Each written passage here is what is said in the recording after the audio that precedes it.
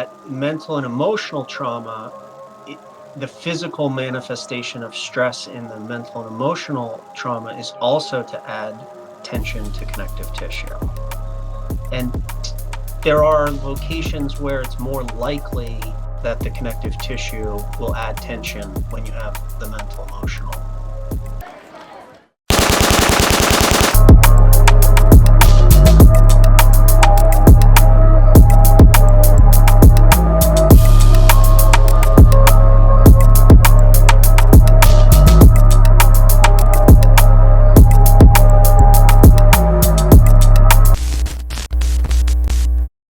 Prove to me that you are alive. Yeah, so again, like being an osteo, part of an ecosystem of healers, of practitioners, and the expert in this area is really like the homeopath and the naturopath.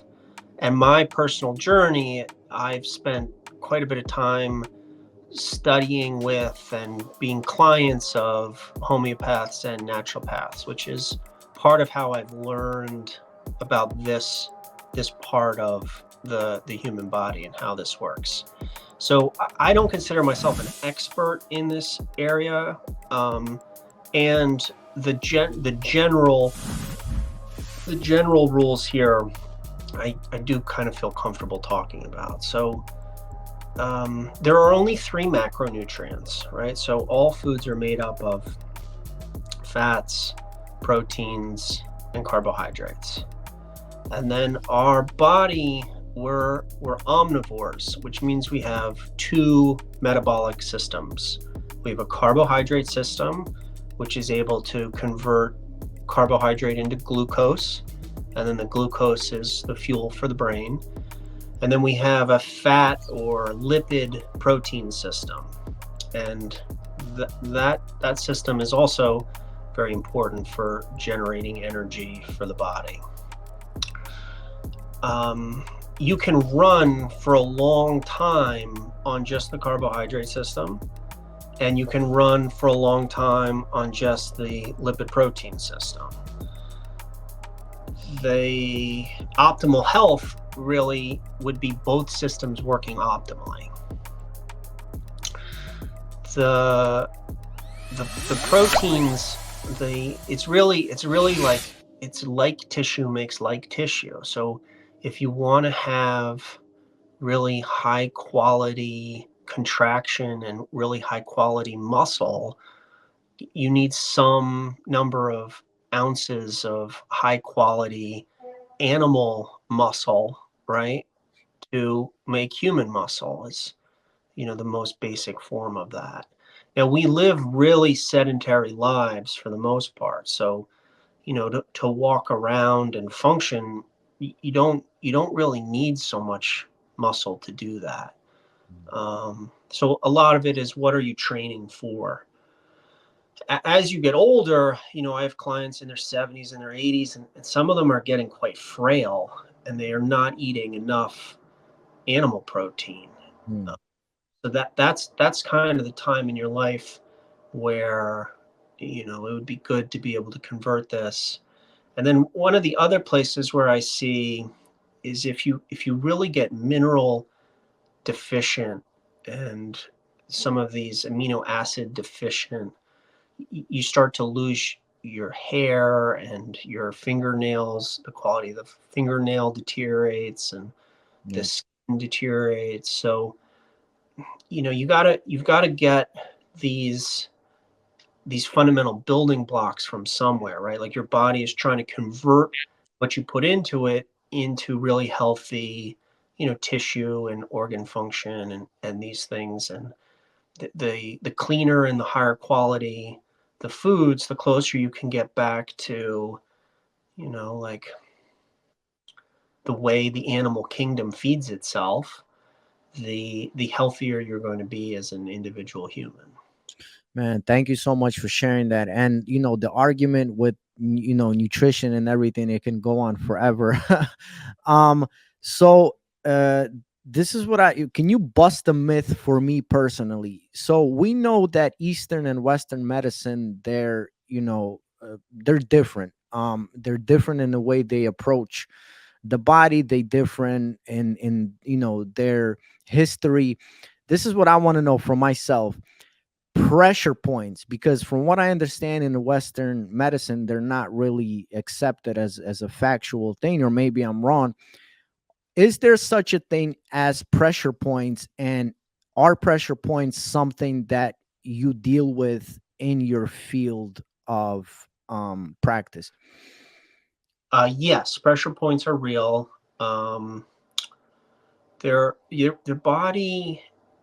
Um, the the analogy that I've used, and I don't know that it's a perfect analogy. I remember as a kid playing Super Mario Brothers, the video game, and I would always play it like linearly. I'd play, like level one first, and then level two, and then I'd get to a boss, and that was how I played the game. And then years later on YouTube, I watched, and you could like go through the game and win the whole game in like 10 minutes. There are like these tubes that no one told you were there, and you could skip way ahead really fast.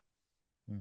And that's essentially how the osteopathic method and pressure points work. Is there are locations on the body that if you provide pressure and therapy to those locations, you can open up channels, big channels throughout the body. So yes, pressure points are real. Yes, I use them. I don't use as many as the acupuncturist. The acupuncturist really studies pressure points, and I would say like there are sort of in the osteopathic world, we really learn about 10 pressure points. And those, you could think of those as like the big ones. And Mhm. then acupuncture has all these smaller pressure points that, as the osteo, we use other techniques in other parts of the body, but that's how that organizes. And then just to comment on your Eastern versus Western nomenclature, when we refer to Western medicine, we're really talking about the pharmacological revolution that Yes. started World War II. Yes. So, like, what's that now? It's about 80 years old. And when we compare it to what we talk about in Eastern medicine, like, we're really talking about the medicine in nature, right? So, Traditional, what we like to call, right? sure, sure. So, like formalized Eastern medicine is like at least 5,000 years old. Yeah. Yeah. And, you're looking at what are the adaptogenic berries that the bird eats when the bird feels sick, like that's where that starts. And how can you, hold the body or move the body or help the body regain some function with your hands? Like before 1945, that was 99% of medicine. Normal stuff. Yeah. Now, like the way the system in the West has gone is the money and the resources have flown into pharmacological intervention. And certainly a lot of it has been, miraculous, penicillin and all these wonderful breakthroughs that have occurred.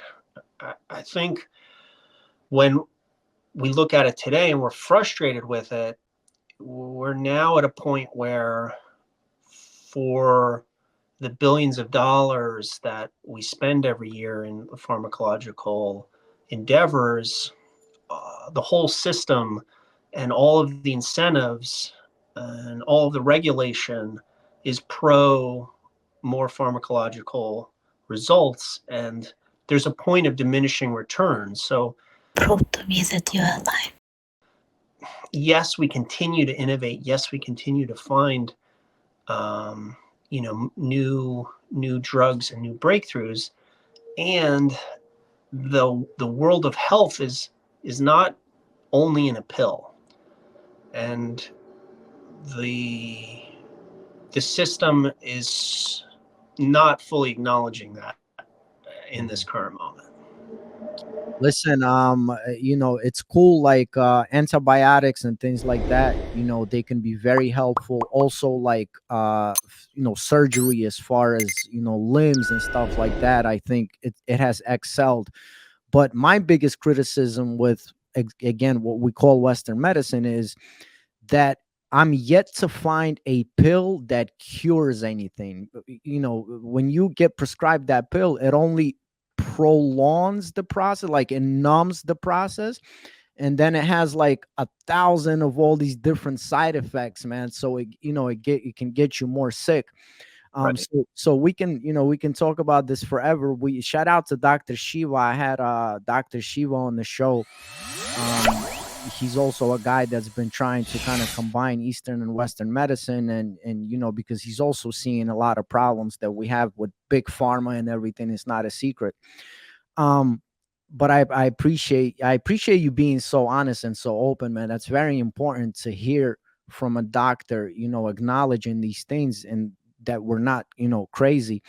Um, this is what it really blows my mind, and what I really want you to, maybe you can break this down, is, and what a lot of people don't realize is that obviously there is physical punishment that the body takes, right? Yes.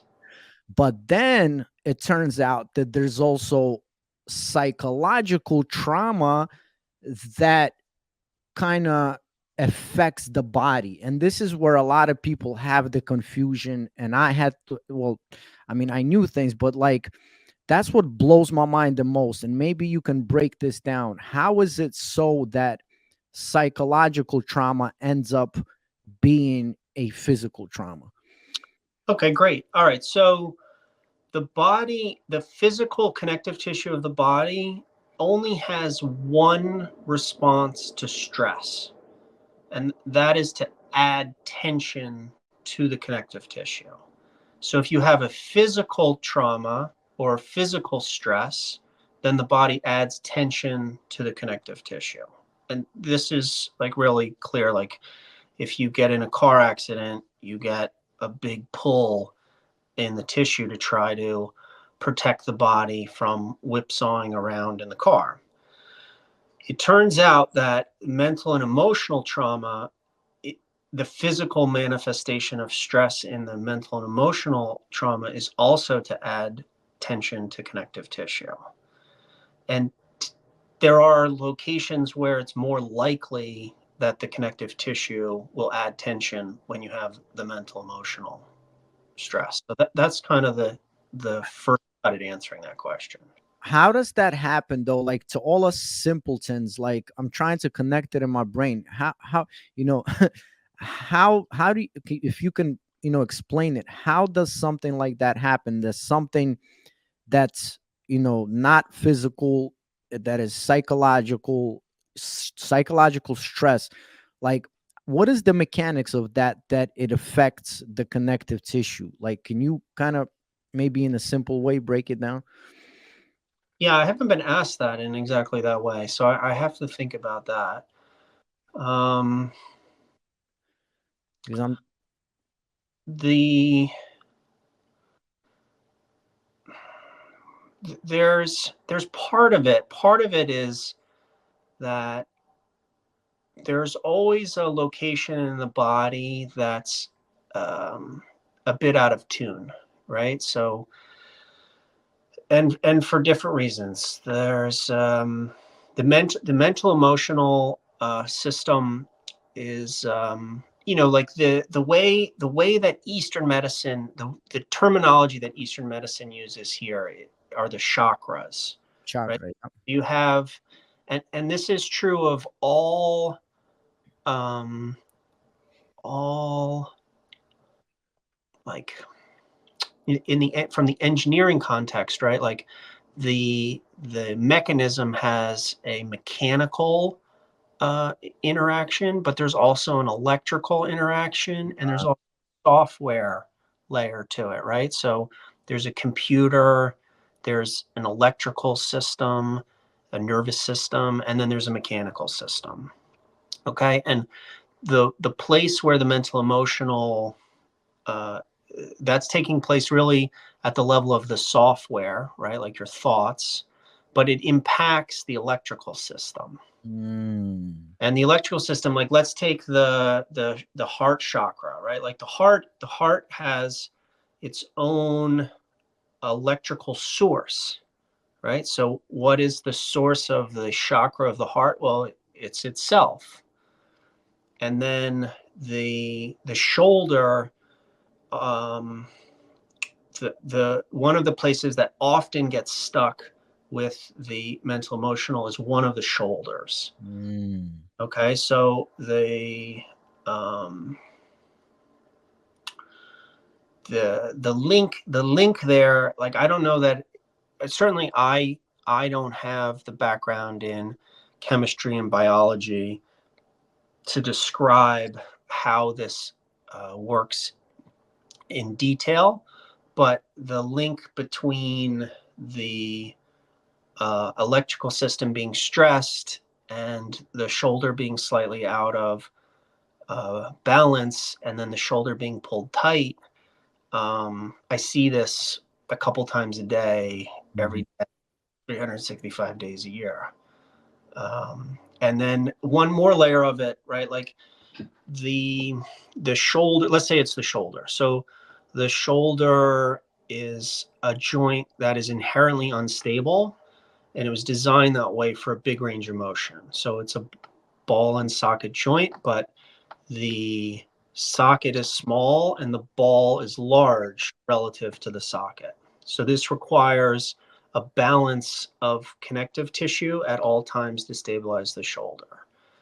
If the shoulder is not in balance and the brain has a finite amount of energy to try to reorganize the shoulder, if you have no mental emotional stress, then the resources go to balancing the shoulder. Wow.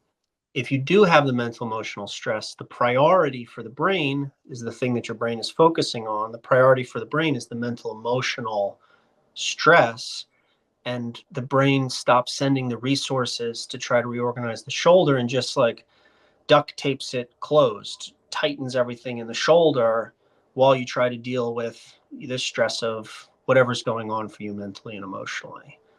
And then when the mental emotional stress passes, all of a sudden your shoulder's like frozen, it's stuck. And so that is kind of the couple of different contexts to how this goes. Listen, man, I gotta say this. You blowing my mind, because I think it's the first time that we have an actual doctor in the West that's acknowledging chakras. In Slavic languages, we call them charas. And obviously, we're acknowledging that there are these, as you pointed out, electrical stations, if you will, throughout your body. And you actually explained it pretty awesome, because a few, last week, my wife's back went out. So after she went to see you, she came home and I told her, I'm like, listen, you were probably putting way too much pressure on yourself psychologically, where, your back went out, because it's like you putting weight on yourself, basically. So, the way you described it is perfect. Listen,